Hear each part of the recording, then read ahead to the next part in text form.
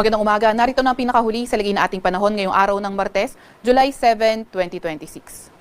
Narito nga ang ating pinakahuling satellite image kung saan may minomonitor pa rin tayong bagyo na nasa labas ng ating Philippine Area of Responsibility. Ito ay si Super Typhoon Bavi. Kanina nga alas 3 ng madaling araw, huli itong namataan sa layong 2,010 kilometers silangan ng Central Luzon. Ito ay nagtataglay ng lakas na hangin na 195 kilometers per hour malapit sa sentro at bugso na aabot sa 240 kilometers per hour. Kumikilos sa direksyong Kanluran, Hilaga-Kanluran sa bilis na 30 kilometers per hour. Ito ngang bagyong ito ay posible na pumasok ng ating Philippine Area of Responsibility tonight o hindi kaya bukas ng early morning. Sa mga susunod na slide, ipapakita nga natin yung kanyang track. Samantalang easterlies naman o yung mainit na hangin galing karagatang Pasipiko ang nakakaapekto sa silangang bahagi ng Northern at Central Luzon.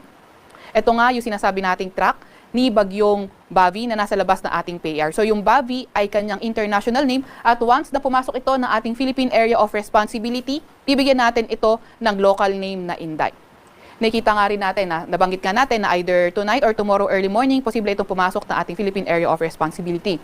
Regarding naman sa landfall scenario, less likely naman yung ating nakikita pero posible pa rin ang close approach nito sa probinsya ng Batanes and not ruled out din yung pagtaas ng tropical cyclone wind signal sa ilang bahagi ng Northern Luzon, posible as early as tonight o hindi kaya tomorrow early morning. So nakita nga natin na sa close approach nito sa bandang Northern Luzon area ay posibleng maging typhoon category ito. Gayon pa man, kailangan pa rin natin mag-ingat kasi nonetheless, posible pa rin magtaas ng tropical cyclone wind signal sa ilang parte ng Northern Luzon at posible pa rin naman itong maghatak ng southwest monsoon o habagat. Kaya asahan natin sa mga susunod na araw yung mas maraming areas affected by southwest monsoon.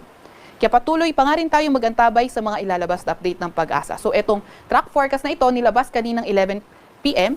at mamaya 11 a.m. maglalabas tayo ng panibagong forecast track or hindi kaya tropical cyclone advisory. So once na pumasok ito ng ating PAR, maglalabas na tayo ng tropical cyclone bulletin.